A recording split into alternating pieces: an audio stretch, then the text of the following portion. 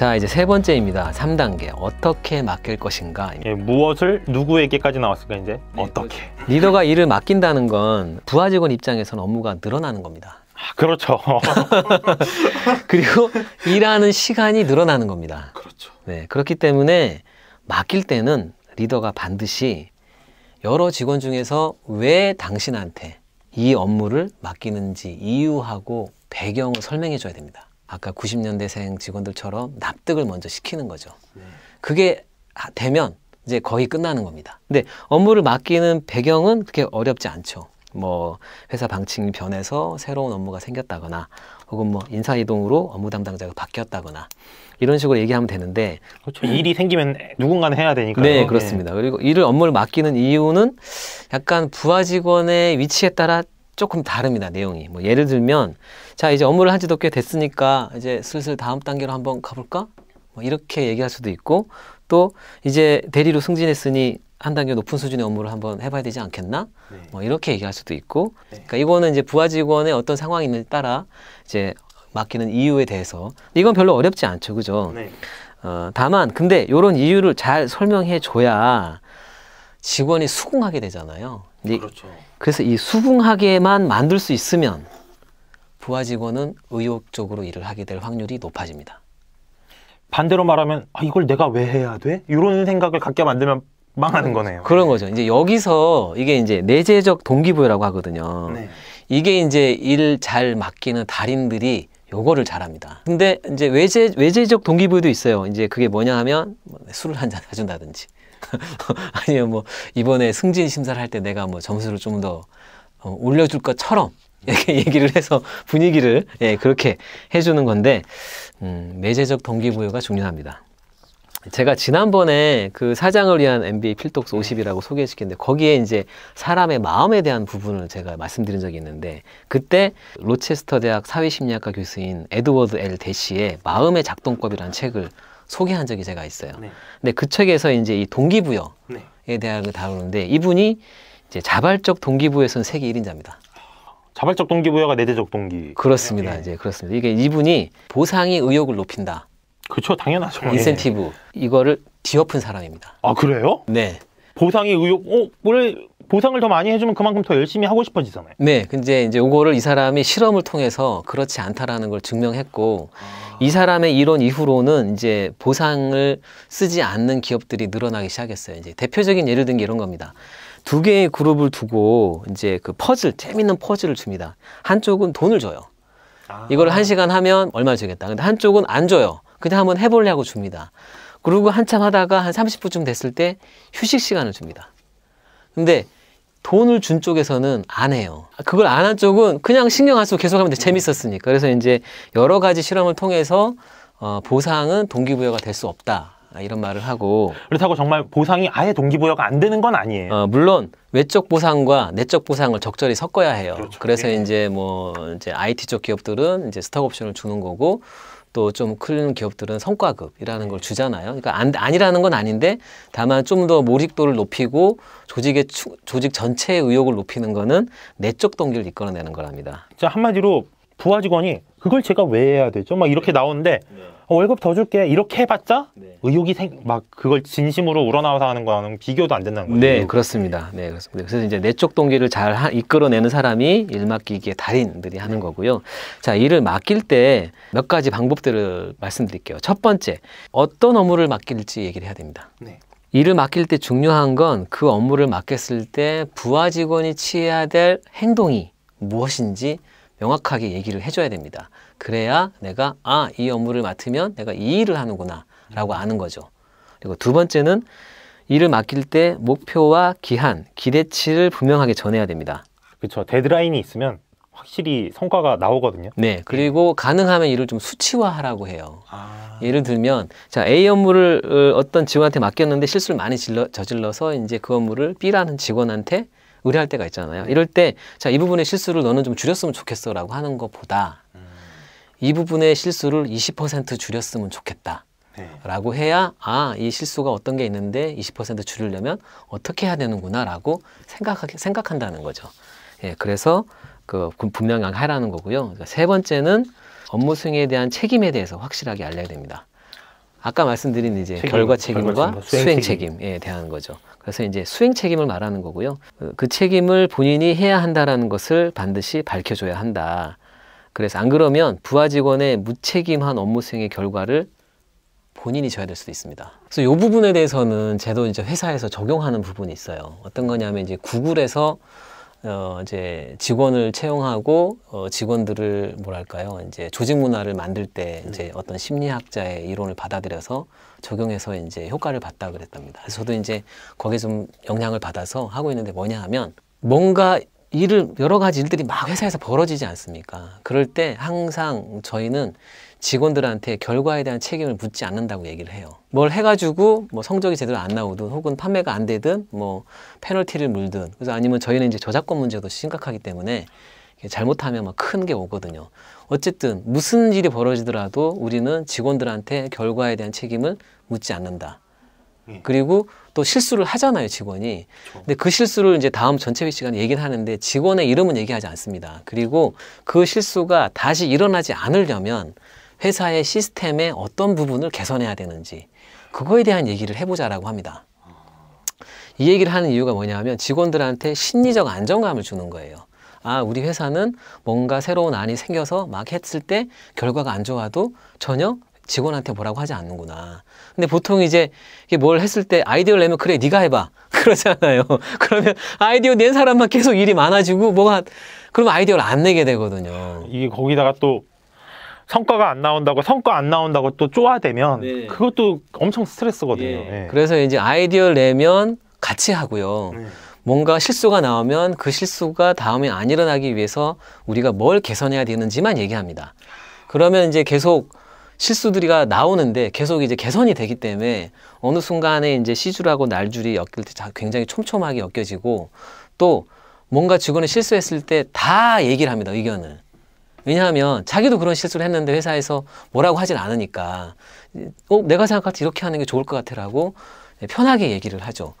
저는 그게 회사 전체로 봤을 때 굉장히 이점이 많다라고 제가 생각을 해서 이제 틈만 나면 그 얘기를 합니다.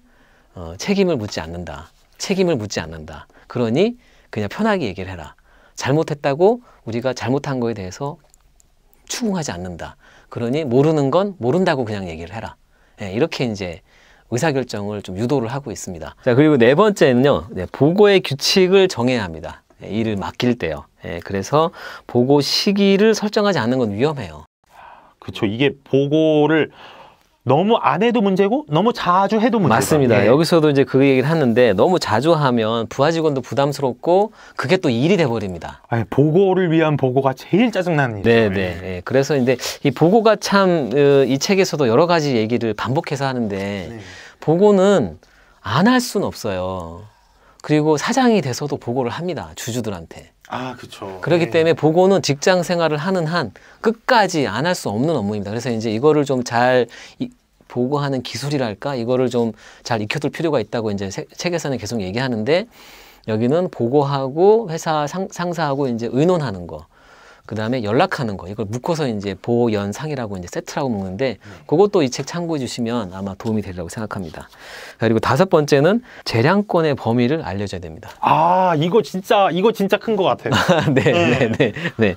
그래서 부하 직원이라고 해도 그 부하 직원이 신입 사원이 아닌 이상은 또 그 밑에 후배나 혹은 외주업체 혹은 뭐 파견 사원 혹은 뭐 프로젝트 멤버 어떤 형태든 또 부하 직원이 있을 수 있거든요. 근데 일일이 상사의 지시를 받아야 하면 부하 직원이 물어봤는데 잠깐만 기다려봐 그러고 상사한테 물어보고 그러면 이거 뭐 일을 못 합니다. 예. 그래서 오히려 그렇게 되면 이제 그 부하 직원이 이 사람 무능한 거 아니냐 이런 평가를 또 받고 그래서 앞에서도 말씀드렸듯이 결과에 대한 책임은 리더가 지지만 수행 책임은 실무자가 지는 겁니다. 그런데 일을 맡길 때 이런 재량 범위를 명확하게 정해주지 않으면 업무를 제대로 진행할 수도 없고 업무 과잉이나 부족이 발생하기도 합니다. 이게 그리고 방금은 이제 좀 어떤 중간 계층 입장에서 말씀을 해주셨는데 말단 사원 입장에서도 재량권을 안 정해주면 뭐 할 때마다 물어봐야 돼요. 네, 그렇죠. 이거 해야 되나? 네, 그렇죠. 이거 해도 되나?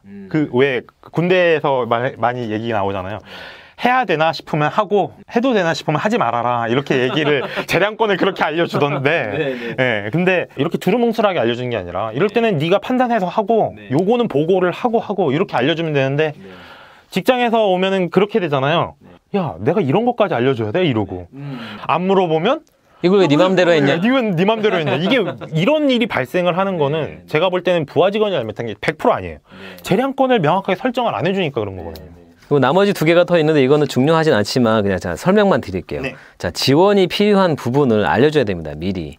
왜냐하면 부하 직원 입장에서 생소한 업무를 맡기면 좀 어렵다고 느낄 수 있거든요. 그래서 이제 지원이 필요한 점을 미리 예상하고 좀 대비책을 마련해 둬야 됩니다. 이거는 이제 리더 입장에서 위험 관리 차원에서 하는 거고요. 또 이제 마지막으로 이제 결정되지 않은 부분을 알려줘야 됩니다. 왜냐하면 리더도 재량 범위 밖의 업무가 있거든요. 그렇죠. 그래서 리더도 잘 몰라. 임원진이 뭐 해야 되고 아니면 대표이사의 승인을 받아야 된다 그지. 이런 거는 본인이 확실하게 실무자한테 이거는 결정되지 않은 거고 나도 확인을 받아야 되는 일이다. 이렇게 확실하게 알려줘야 실무자 입장에서는 대처할 수 있다 이런 겁니다. 자, 정리 한번 하겠습니다. 어떻게 맡길 것인가인데요. 자, 업무를 맡길 때는 가장 중요한 게 왜 여러 직원 중에서 당신을 선택했는지 그 이유와 배경을 설명을 해야 되고요.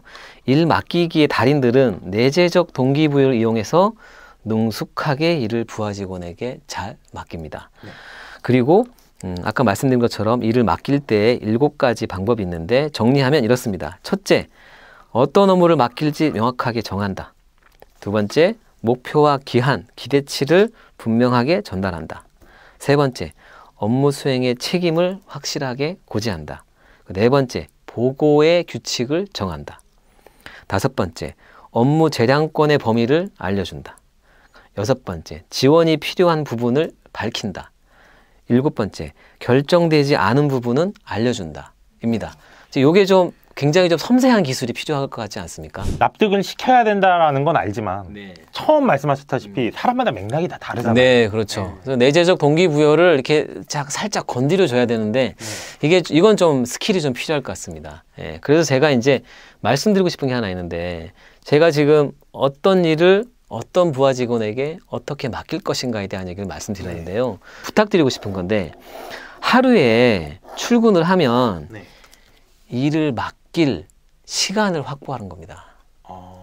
출근을 해서 오늘 내가 어떻게 일을 맡길 것인가를 생각하는 시간을 가지라는 거예요. 제가 예전에 한번 TV를 봤는데 굉장히 일을 잘하는 사람을 소개하는 프로그램이었어요. 근데 거기서 어떤 얘기가 나왔냐면 이분의 일과 중에 제가 한 가지 기억에 남는 게 있었습니다. 그게 뭐냐면 이분이 아침에 좀 일찍 출근해서 그날의 업무를 계획하는데 45분을 쓴답니다. 45분, 이게 그날 하루 업무 계획만 45분을 쓴대요. 근데 제가 그걸 보고서 약간 놀랐어요. 왜냐하면 제가 그 당시에 10분 정도 썼던 것 같아요. 저도 10분 정도 쓰는 것 같아요. 보통 생각을 하잖아요. 출근 전에 뭐 차 안이든 뭐 대중교통 아니든 뭐 혹은 세수하든 이게 그 안에서 대충 오늘은 무슨 일이 있겠지 하고 이제 굵직굵직한 일 정도로 생각을 하는데 저는 그걸 적어두기까지 하는데 그래도 10분 정도 그래도 10분 이상을 넘기가 안 오는데 이분은 45분을 씁니다. 그래서 결코 짧지 않는 이 시간 동안 그날 업무 계획만 생각해요. 그래서 제가 이 책을 읽으면서 그분이 떠올랐습니다. 그래서 이분은 지금 나처럼 오늘의 할 일을 좀 적고 그중에 우선순위를 좀 적고 뭐 이렇게 하면 한 10분, 15분 걸리는데 그게 아니라 이 업무를 맡길 때 다른 부서하고는 어떻게 연관이 돼 있고 이 직원의 역량은 어떻고 또 내 상사는 또 지금 상황이 어떻고 그러니 이런 거를 다 생각을 해서 오늘의 하루 스케줄을 정하는 겁니다. 그렇게 생각하니까 45분도 모자라 보이는데요? 그러니까 이분이 한 번도 서둘렀던 경험이 없대요. 늘 편안해 보이고 여유 있고 늘 이렇게 그런 사람 있지 않습니까 가끔. 그리고 제가 아는 또 한 분 중에 한 분은 자기는 그날 하루의 업무를 2시까지 무조건 끝낸답니다. 그 나머지 시간은 네트워크를 위해서 쓴대요. 뭐 다른 부서 사람이나 다른 부서 뭐 상사나 이런 사람한테 가서 뭐 물어보고 이제 정보를 획득하는 시간도 들어 있겠죠. 근데 이분도 제가 굉장히 인상적이었는데 한 번도 그거를 제가 깨본 적이 없답니다, 이분이. 그래서 이분들도 아마 분명히 일을 맡기거나 위임하는데 충분한 시간을 쓰고 그거를 계속 연습을 해서 전체적인 업무 흐름, 회사의 업무 흐름, 내 상사의 어떤 업무 패턴 이런 게 다 고려해서 이런 거를 하기 때문에 일을 잘하는 사람이 되지 않았을까 저는 개인적으로 추측을 해봅니다. 그래서 저도 이제 이 책을 읽고 나서 업무를 계획하는 시간, 일을 잘 저는 이제 어쨌든 사장이니까 일을 잘 맡기는 기술까지 포함해서 업무를 맡기는 시간을 이제 20분이나 25분 정도로 늘려보려고 지금 실시하고 있는데 효과가 있는 것 같습니다.